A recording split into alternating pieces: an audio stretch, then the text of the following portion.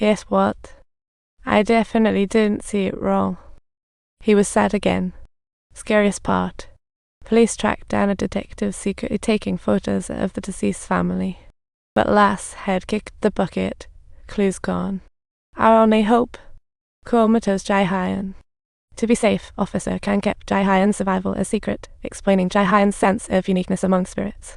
In hospital, comatose, a spirit wandered. When her body responded, her soul sparkled into stars.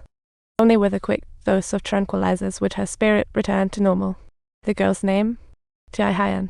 She was a detective, and a few months back, she was on the case of a lifetime.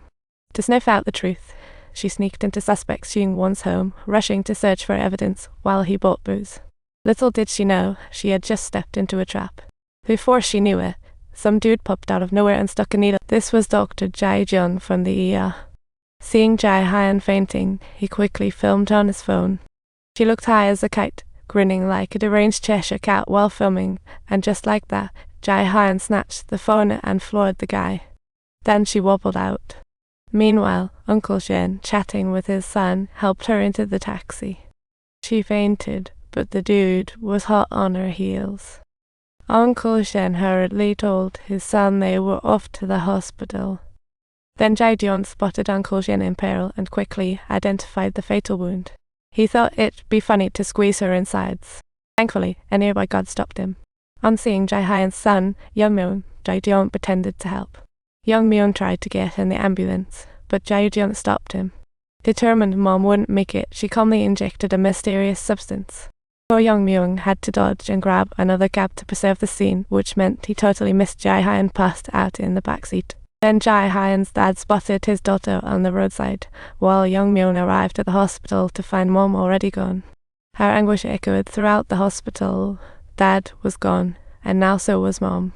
Even worse, she befriended her mother's killer, Ji-hyun, and occasionally visited the hospital with gifts. She believed, hey, Mom didn't survive, but at that moment, Ji-hyun was genuinely attempting to save her. But Young-myung had no clue trouble awaited him as well.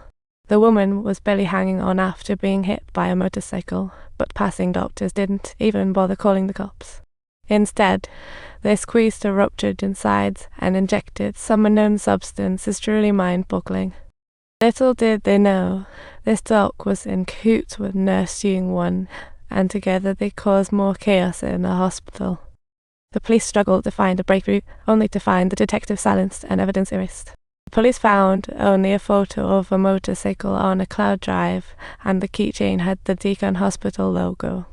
Therefore, they immediately rushed over to Deacon Hospital to conduct an investigation. When questioned, Ji-hyun calmly claimed that many doctors had that same keychain. Police knew that keychain could not pinpoint a killer. Officer Kang forwarded the photo to Young-myung. He updated Young-myung on the investigation, and soon enough, Young-myung found new evidence. According to the ghost Mai Kang's recollection, her boyfriend Jung-woo had glanced at the note before he left, and he never came back. Young-myung quickly found that note. It said, "If you need help, come find me." Young-myung suspected that note was penned by Nurse Ji-hyun. So he went to Ji-hyun's place to subtly probe for her information, but she remained eerily calm. Just as Young-myung thought of relieving the awkwardness with coffee, Ji-hyun was struck by a terrifying memory. She recalled something about this place and decided to take another look once Young-myung left. Why? Because you can see people's true colors when alone. Sure enough, once inside, she spotted a panicked look on Ji-hyun's face. She couldn't help but peek at that photo of the motorcycle and the keychain, hoping to validate her suspicions. The next day, Young-myung brought that note to the hospital, and upon comparison, it sure looked like Ji-hyun's handwriting. So, he snapped the photo and decided to get a handwriting analysis done. Sure enough, the analysis confirmed it was the same person. This meant Ji-hyun surely knew where Ji-hyun was.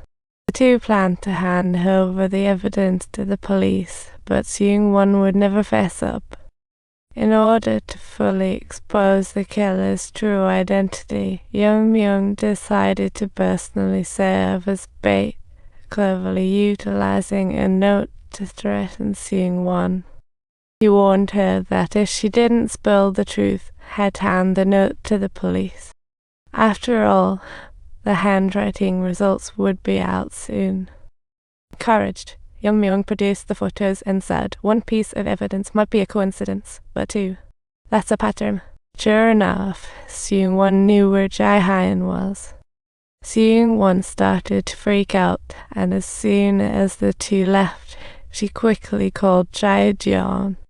Meanwhile, Young arrived home only to get whacked and passed out, waking up in an abandoned building. There, they stumbled upon irrefutable evidence of death.